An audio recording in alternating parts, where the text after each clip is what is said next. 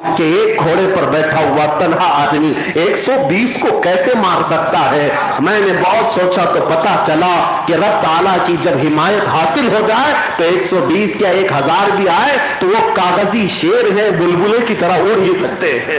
آج میرے عزیزوں 9 محرم آئی, اس دن اور انہوں نے سختیاں کی اور بحث و مباحثے تکرار ہوتے رہے.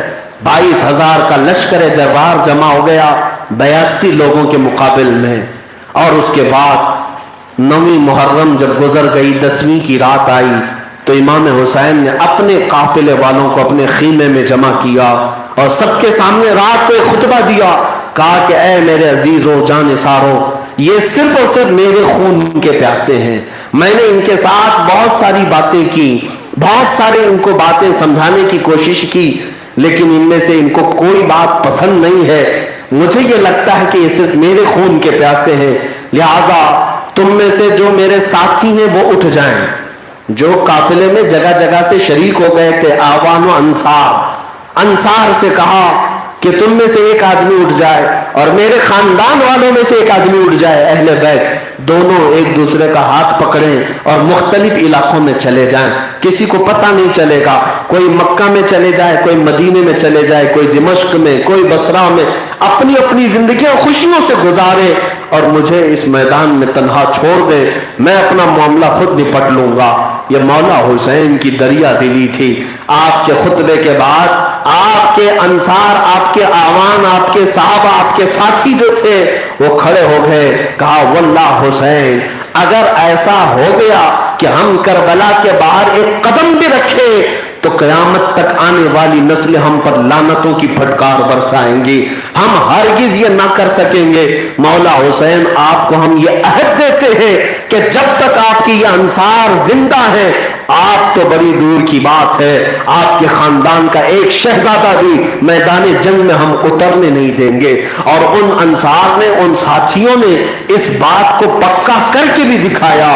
جب 10ویں محرم کی صبح ہوئی, اس کو قیامت صغریٰ کہا گیا ہے. کربلا کے میدان میں جب یہ 10ویں محرم عاشورہ کا دن جسے کہتے ہیں, جمعہ کا دن تھا, اتفاق ہے وہ جمعہ کا دن ہے, عاشورہ ہے, 10ویں محرم ہے, اور 3 دن کی پیاس اور بھوک کی شدت بھی ستائی جا رہی ہے.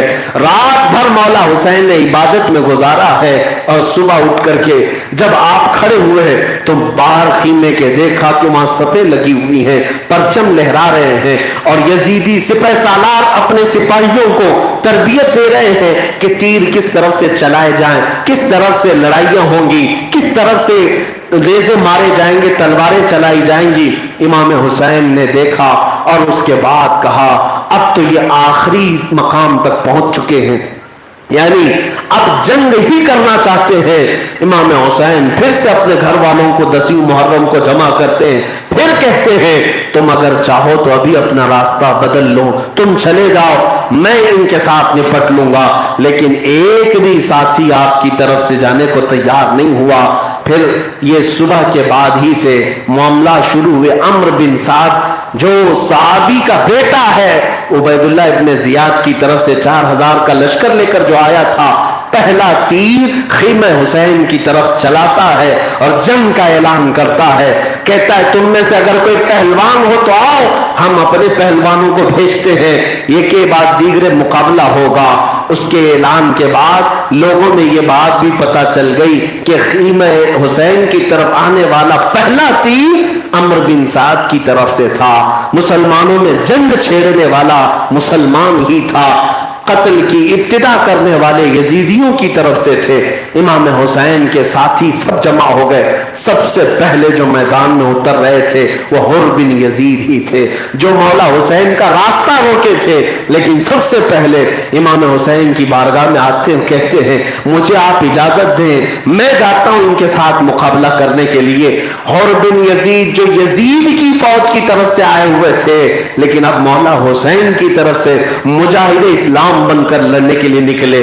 اور جب گھوڑا لے کر اپنا ان یزیدیوں کی طرف سے آئے اور انہیں للکارا ان کی ماؤں کو, ان کے باپوں کو پکار کر کہا کہ اگر تم اپنے ماں باپ کی آنکھوں کی ٹھنڈک بننا چاہتے تو کاش حسین کے تلووں کو دیکھ لیتے, کاش اس نسب کو دیکھ لیتے, تمہیں روح کا بھی اور دل کا بھی سکون ملتا. ان کی باتیں اس قدر سخت تھی کہ انہوں نے کوفیوں کو ان کی اوقات یاد دلا دی, انہیں اتنے تانے مارے کہ وہ آگ بگولا ہو گئے. پھر حضرت حر کے ساتھ جو لڑائی ہوئی, بہت سخت لڑائی ہوئی, میں نے تاریخ میں آج پڑھا, پتا چلا وہ تنہا حر بن یزید تھے جنہوں نے 120 یزیدیوں کو موت کے گھاٹ اتارا تھا. ایک شیر جس کو صرف ایک دن کی نسبت حاصل ہوئی حسین سے, ہاں اندازہ کرو, جس کو ایک دن کی نسبت حاصل ہوئی ہو وہ 120 کو موت کے گھاٹ اتار سکتا ہے, اور جس کے جسم میں خون حسین دوڑ رہا ہو وہ یقیناً پوری دنیا پر بھاری ہے. کربلا کا میدان یہ اہل بیت کے امتحان کا میدان تھا. اگر انہیں جوہر دکھانا ہوتا تو پھر دنیا کا کوئی پہلوان ان کے سامنے کھڑا نہیں ہو سکتا تھا.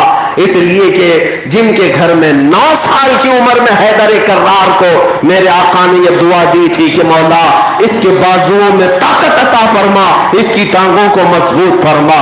تم نے کیا تاریخ نہیں پڑھی ہے؟ خیبر کا قلعہ فتح کرنے کے بعد وہ پھاٹک, وہ دروازہ جس کو اس زمانے کے 40 صحابہ نہیں اٹھا پاتے, تنہا علی مرتضیٰ نے ایک ہاتھ سے اٹھا کر پھینک دیا تھا. فاتح خیبر وہ مولا علی کرم اللہ وجہہ الکریم جس کی طاقت کا کون اندازہ کر سکے گا. سچ کہا جس نے بھی کہا لا فتح الا علی لا سیف الا ذوالفقار, شیر مرداں شیر یزداں قوت پروردگار, لا فتح الا علی لا سیف الا ذوالفقار. کوئی جوان ہے ہی نہیں سوائے حیدر کرار کے. شیر کا مطلب یہ ہوتا ہے, شیر کا مطلب یہ ہوتا ہے کہ دنیا میں کوئی جوان ہے ہی نہیں سوائے علی کے, اور کوئی تلوار ہے ہی نہیں سوائے ذوالفقار کے. حیدر کرار کی تلوار کا نام ذوالفقار ہے. اس گھر میں پرورش پانے والا وہ حسین ابن علی, اس خاندان کی عظمت کو کروڑوں صلاح. وہ تو امتحان دینے کے لیے گئے تھے, طاقت ہی دکھانا ہوتا نہ جانے کتنے سمندر اپنی مٹھیوں میں سمو لیتے. طاقت ہی دکھانا ہوتا اور طاقت کا ایک جلوہ بھی دیکھنا ہو تو اجمیر کی دھرتی پر جا کر دیکھو.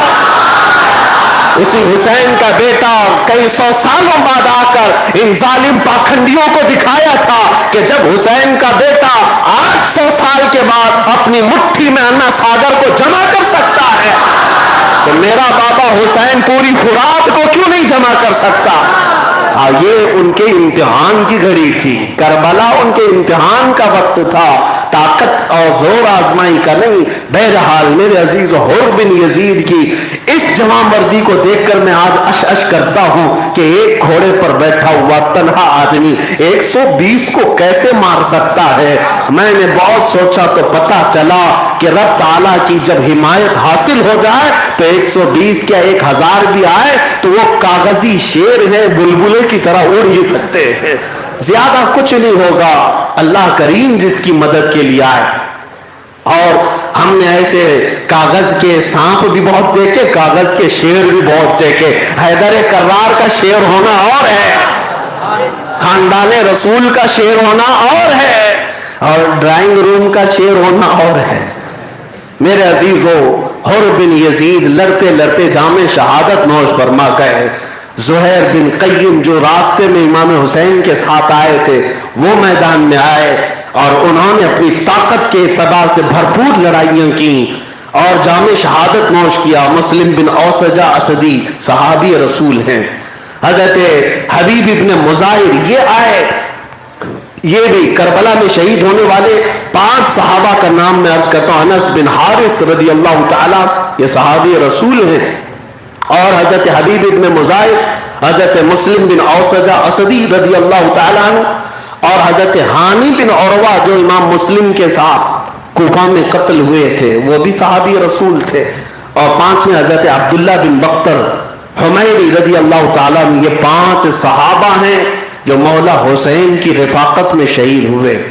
اور امام حسین کے رفقا میں جو لوگ شہید ہوئے تھے اور ان کے ساتھیوں میں جو شہید ہوئے تھے ان کی تعداد بھی ایک لمبی ہے.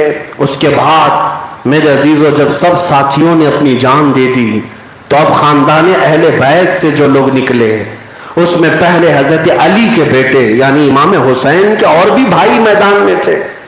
حضرت امام حسین کے جو بھائی موجود تھے اس میں عباس ابن علی، عبداللہ ابن علی، محمد ابن علی، ابو بکر ابن علی، عثمان ابن علی، جعفر ابن علی رضوان اللہ تعالی علیہ مجمعین. یہ تمام وہ لوگ ہیں جو مولا علی کے بیٹے ہیں، آپ کی دوسری زوجوں سے، دوسری ازواج سے جو پیدا ہوئے امام حسین کے بھائی ہیں. اور ان سب لوگوں نے امام حسین کی رفاقت میں سفر بھی کیا اور کربلا کے اس میدان میں اپنی جمع مردی بھی دکھائی. ایک کے بعد دیگر حیدر کرار کے جوان شہزادے کربلا کے میدان میں حاضر ہوتے رہے.